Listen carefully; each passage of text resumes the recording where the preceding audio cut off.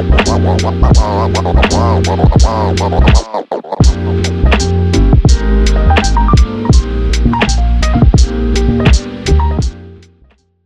to The Edge, a podcast from the Bluntness, where we unpack real-world experiences and expertise of seasoned and successful cannabis professionals. I'm your host, Harrison Wise, the founder and publisher of The Bluntness. And today's guest is attorney, advisor, and advocate, Cristina Buccola. Hi, Cristina. Thank you for joining us today. Thanks for having me on, Harrison.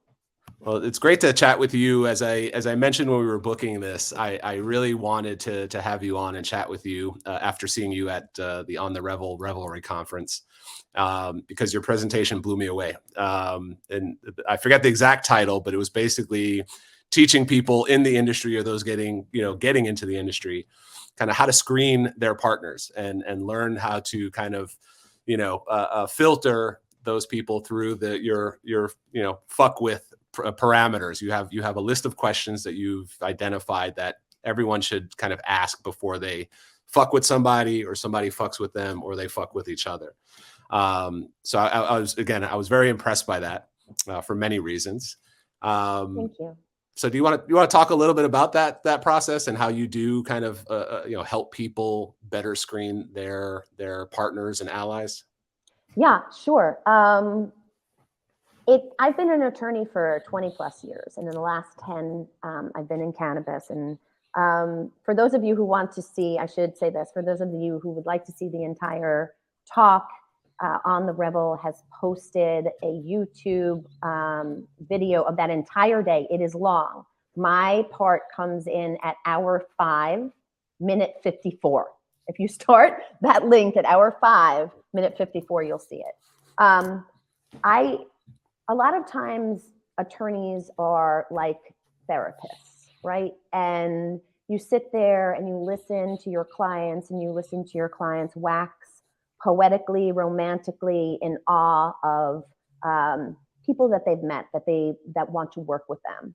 And I know for a fact, because I have been in the space, that a lot of people make promises on which they cannot deliver, right?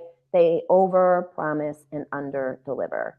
And so rather than have to deal with that outcome, 6 months from when I had that initial love conversation with a client, or after that, we employ these questions because it helps us cut through and see what kind of skill set the person is working with, and whether it really is a fit for the client versus helping that service provider build their resume. And this spans all disciplines, whether it's a marketing partner, right, legal partner, yeah, distribution, cultivation. Like you should use this filter, these screening questions. You can use this you can even dating, right? Is that right? You could say, oh, do I want to fuck this person, and right, use the same set of questions and just omit cannabis, and that's actually facts. But right, within the cannabis sphere specifically, there are individuals that you're always going to apply this to, like the people that you're writing big checks to, your accountants and your lawyers and the people preparing your application. You also want to do this, anyone who's going to take a managerial role or control any aspects of the company. But then down to people who have to know their shit and their regulations in order to deliver on the products and services that they say. And this means things like packaging and marketing and architecture and things that are ancillary, that you might consider ancillary to the operation of your cannabis business, but it's essential.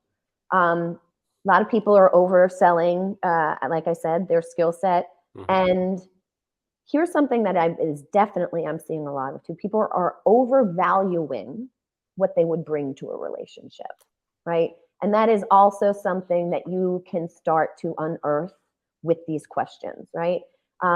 Because you get specific. And as the number one question that we ask, as you know, Harrison, is who is this person? Who is this person in front of me? And that's, we answer that initially in a very public way. We go to the internet, we do our diligence searches that way, but it really doesn't tell us anything, no, right?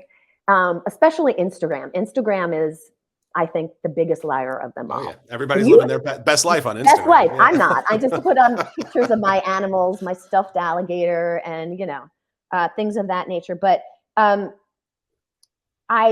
there is a deeper level of questions that you can ask the person who comes to you and says, I want to work with you. I want to fuck with you in cannabis. And they are directed at the person to really fill out the who, where, why, what, when profile of this individual. Who are they? Well, you want to know how long they have worked in cannabis, how long they have gotten paid for their work in cannabis. Specifically, what kind of work have they been paid for in cannabis? If they, and this is a tricky one. When people come back they say, oh, I was blank title. I was a president. I was a founder. I was a CEO of XYZ. What does that mean, right? Dig in deeper. Oh, okay. What kind of activities did you do? Did you oversee people? Did you work with clients directly? What were your contributions within that role?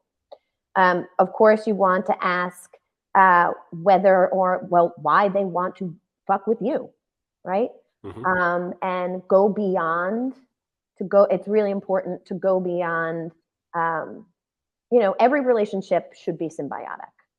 Nothing should be so one-sided. So yes, there's going to be some money, there'll be some experience gain, but a lot of times there are relationships that we don't think about. You need to look beyond the person, and you need to look at the association that they are with and what that association wants. And sometimes that association, and I see this a lot of times in the not-for-profit world, that association wants your face, they want your photo, they want your story, because they want to try and raise money off of that. And it benefits their bottom line. And I want people to go into relationships with full transparency. And at the end of the day, it is all about full transparency in this industry, or getting as much alignment. Alignment. Right? An alignment, right? They have to be aligned. Your interest, your vision, your mission, and even just your styles, right? Your approaches should be aligned as well, in my opinion.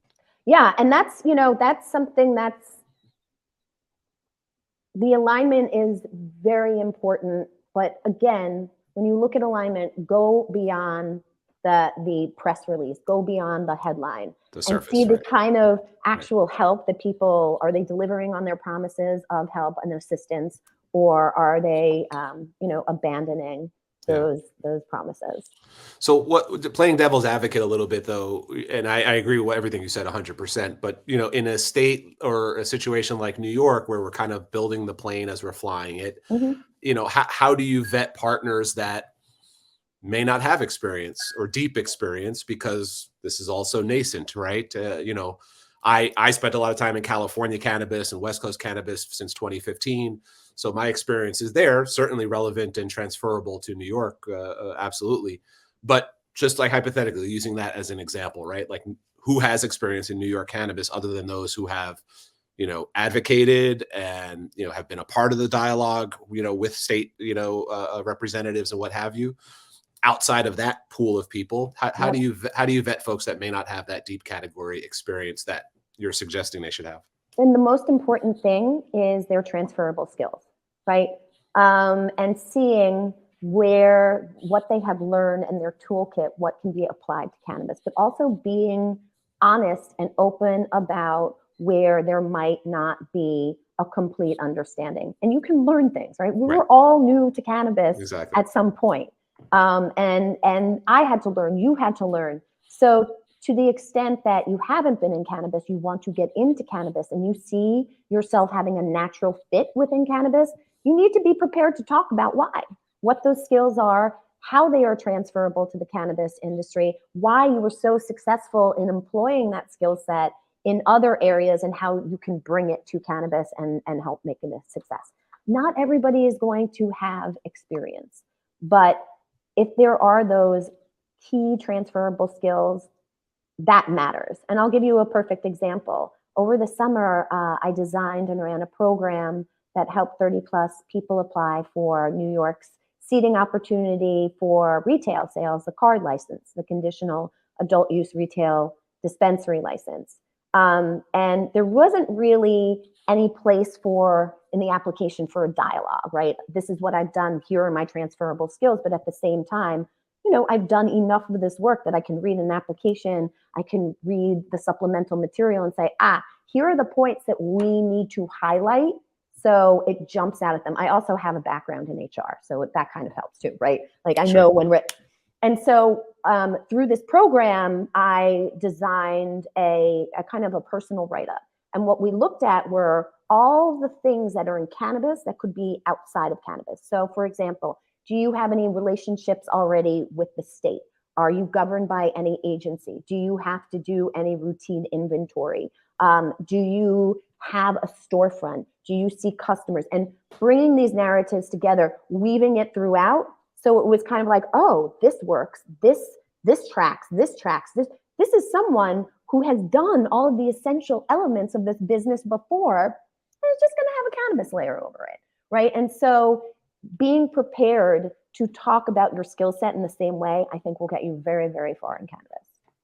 Awesome. And would you say that the people that kind of fall victim to those that are, inexperienced or sort of predatory in terms of delivering services or inability to deliver services, but overpromising and under-delivering, why do you think some of these folks, fall prey or fall victim to that? Is that do you think they're just so excited, they want to get into this industry so bad that they want to work?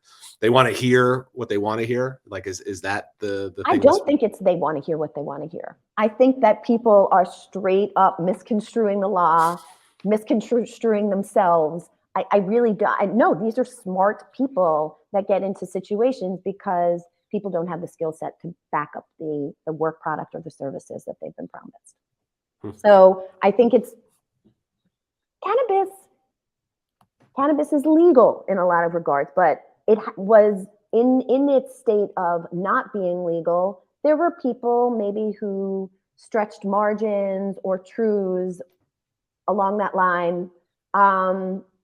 And they're still here, right? And there are new people who are coming in who think, oh, well, this is illegal, so I still have some breath and some room to play within the rules, right? And I think it's more that mentality than anything else.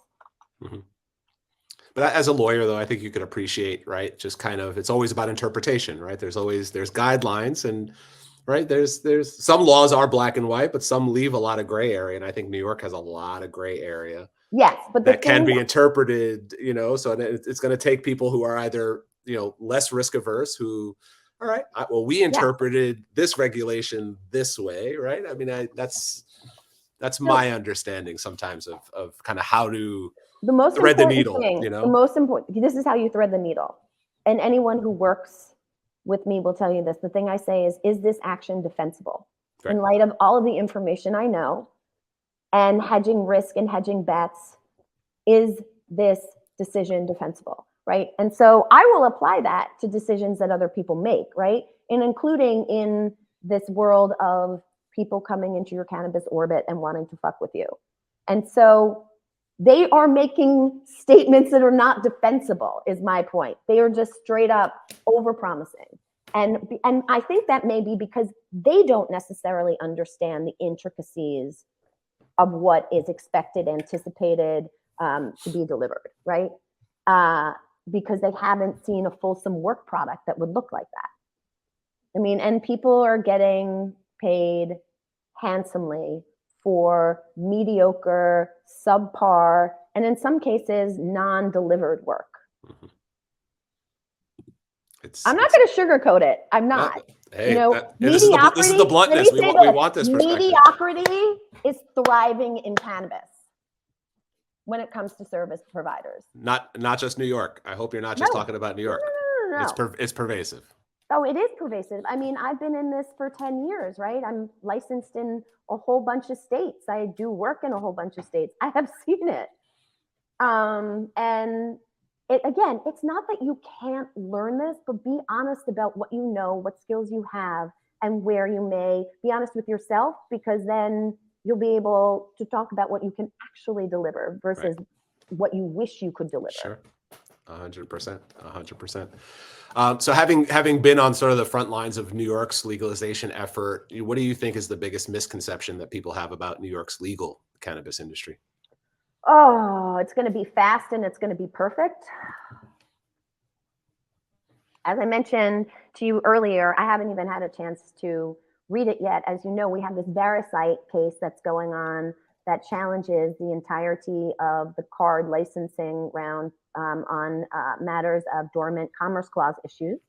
There is a new lawsuit that dropped just today where a coalition of registered organizations are suing the state.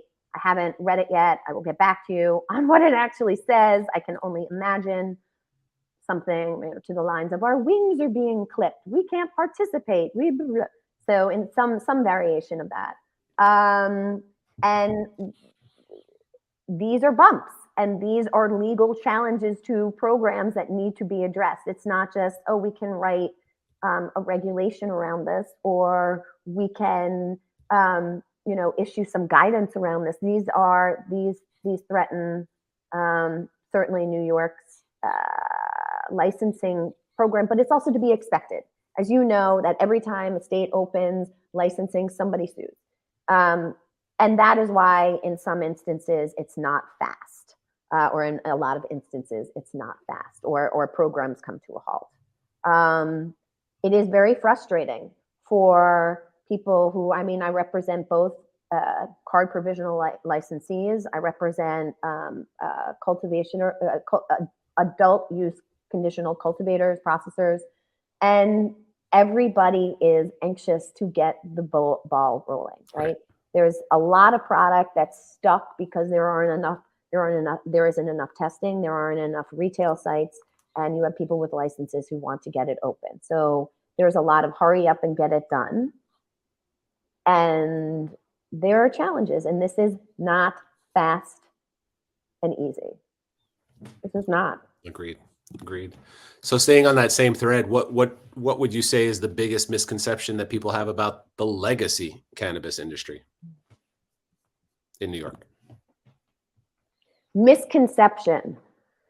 I don't know if this is, I think this is actually widely understood that unless we incorporate legacy in a meaningful way, we're not getting rid of legacy. Legacy isn't going anywhere. The best we can do is get people who are in legacy, who are interested in transitioning over into the legal market.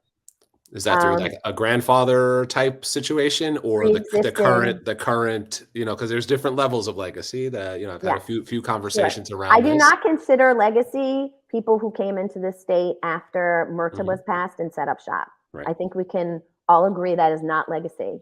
And then what about weekend warriors who got, like myself, I got clipped for smoking weed in the East Village one time, in my 19, 20-year-old days. I'm Puerto Rican, so I technically, I was affected, by looking at the criteria, but I'm not a legacy, quote unquote, operator by any means. No. Well, card wasn't necessarily, and that's an equity legacy debate as well. Yeah. So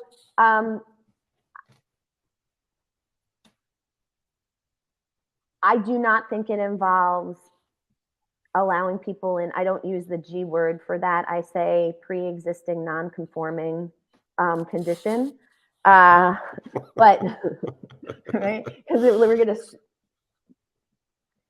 It really, actually, the origins of that word are really, really interesting. It has to do with voter registration and needing to pass reading tests. So I don't think people's pre-existing non-conforming positions are going to be honored by the state in any kind of formal way. I don't see it happening. I know there are calls for it, but I think the best thing that you can do is help people who are interested in transitioning from legacy to legal, giving them as many on-ramps as possible, empowering them, giving them as much advice as possible, like, okay, this is how we can help you get this license, package you, right? Because cannabis is all about packaging.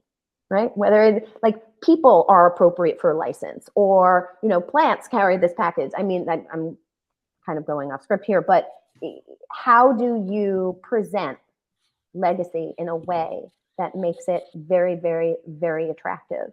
And I will say this, I think that the application for the new the OCM's, what was it, their training program, their mentorship program, I think that actually did a pretty good look at taking legacy into account. So in this fall, I don't know if I mentioned this, but in the fall, with On the Revel, with the Canadiva and other groups, Medgar Evers, we ran I guess Medgar Evers wasn't, there were people from Medgar, but not them officially.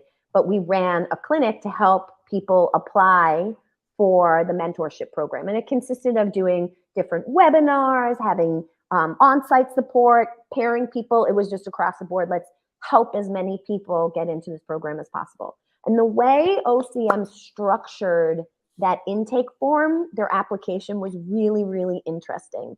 And I think people were able to talk about legacy without putting a dartboard on their backs, and show that they had these transferable skills without saying, hey, I was engaging in illegal activity, right? Now, they were free to say that as well, but the lawyer in me was like, we don't say that. Right.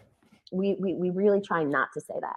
And, across the board, I think we got several hundred people into that program, for both the cultivation side and the processing side. So that was really incredible.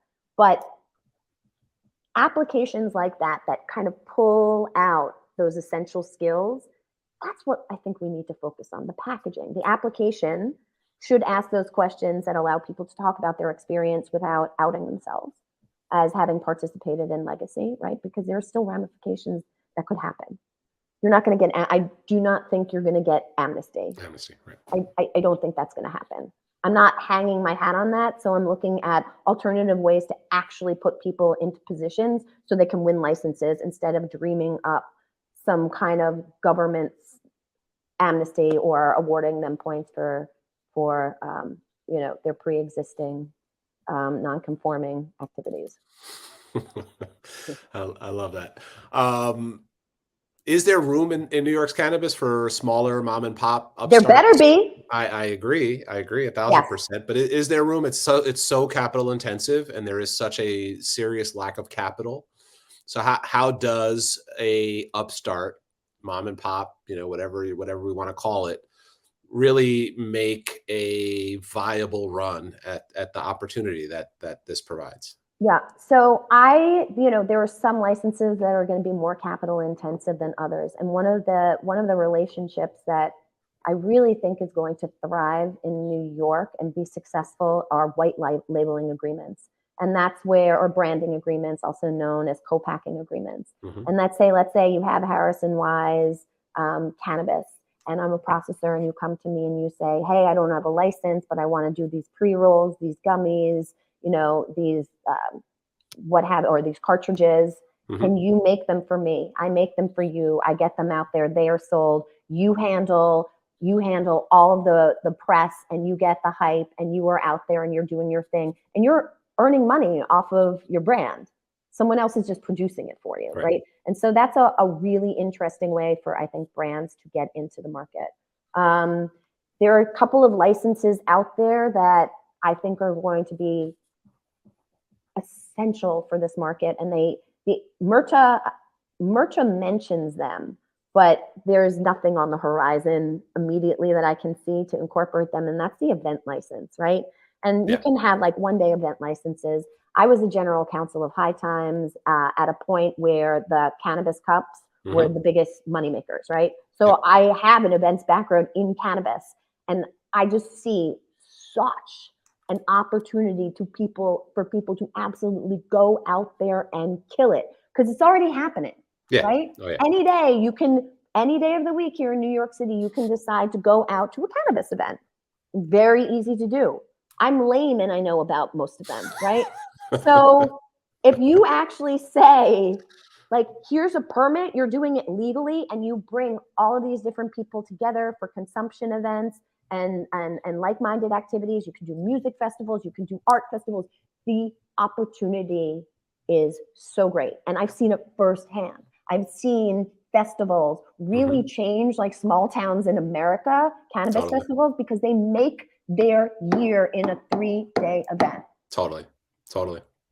I get that. No, So I hope that happens, and I hope it really happens do. fast. That's one of the things that I'm fighting for the most. No one's listening, but it is one of the top things, because I think that has the potential to really change people. There's so many creative people out there, particularly in New York City, that can marry cannabis with other activities and earn a nice, pretty penny off of that event without actually having a year-long license. Yeah.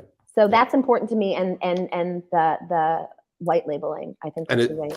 And is that would you say that the event aspect is a derivative of sort of the lounge nightlife aspect of, or is that it a standalone on its own? It's like a sub. It's a standalone, right?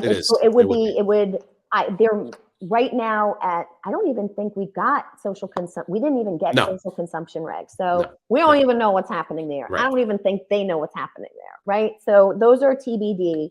But this, as it's called for in MRTA, would be separate and apart from the consumption. Now, that's not to say consumption lounges wouldn't be able to also do an event, perhaps a music event, but this is for people who would have no other license except having this, day-long or 3-day long event license. Right. Awesome. If we could go back to the beginning and sort of rewrite some of the rules, what's one thing or even two things that you would change about either the rollout or the regs in New York, and why?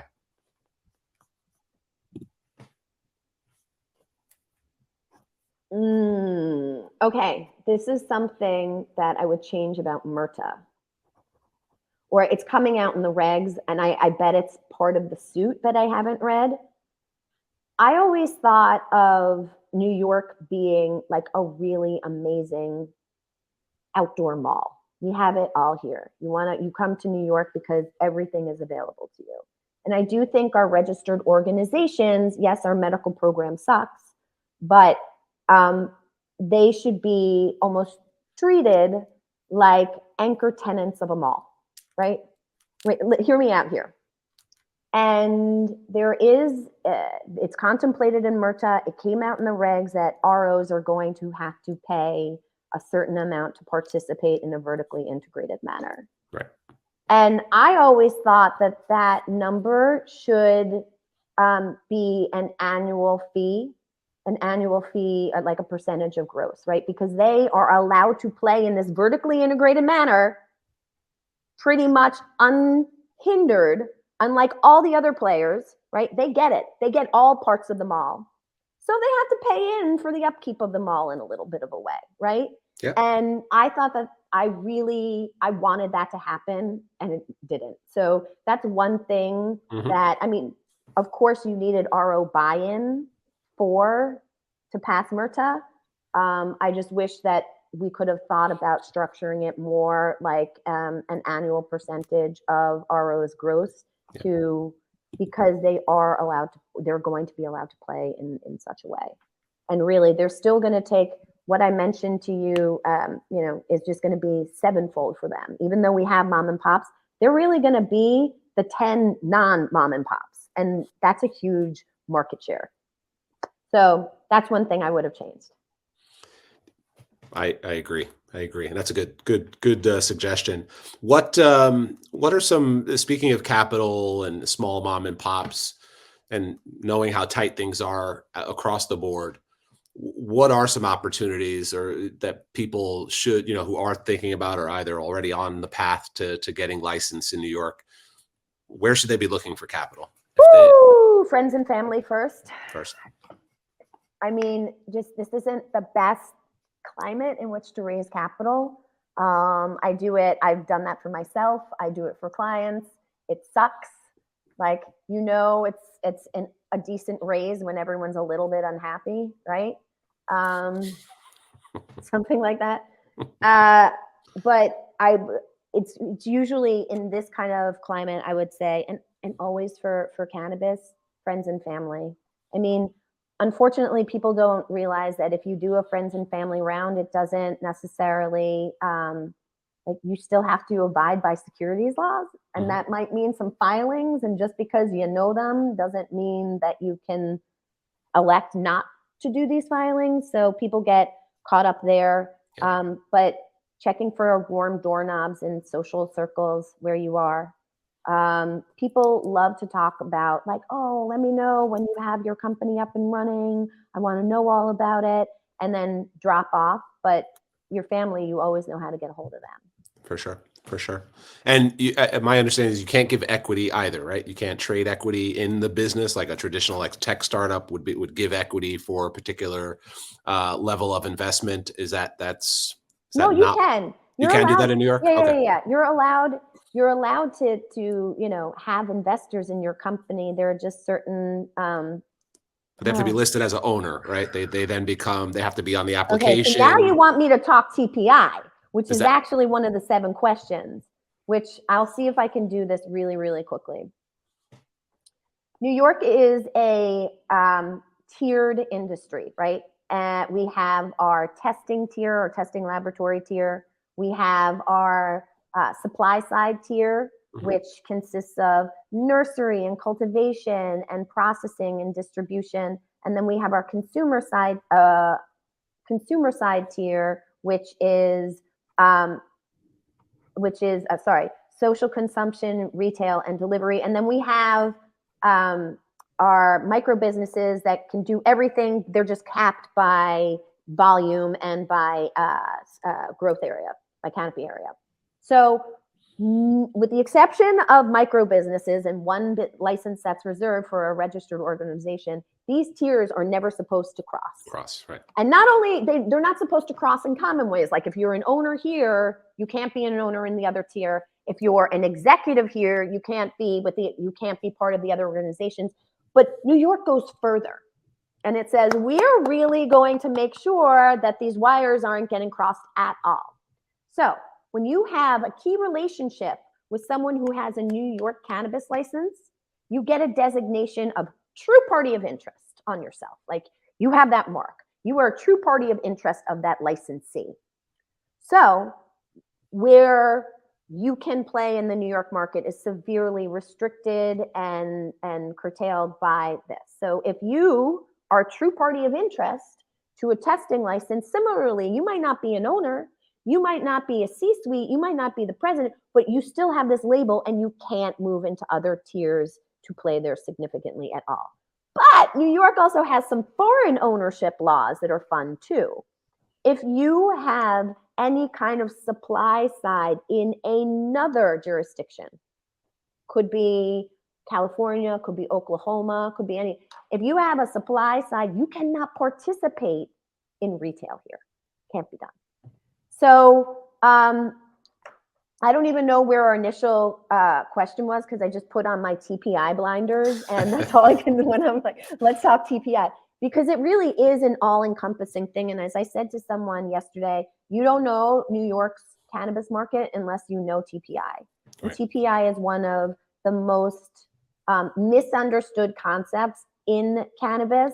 And I'm getting calls every day for people who need to rearrange key relationships because of TPI. Right.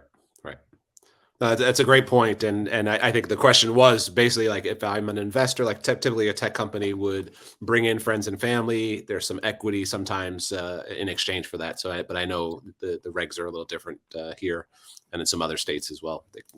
They would have to be listed as like an owner. They would have to be on an application, for example. Correct.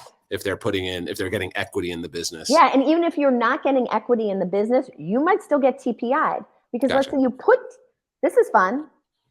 If you have a spouse and you put money into the business, your spouse is a TPI. Right.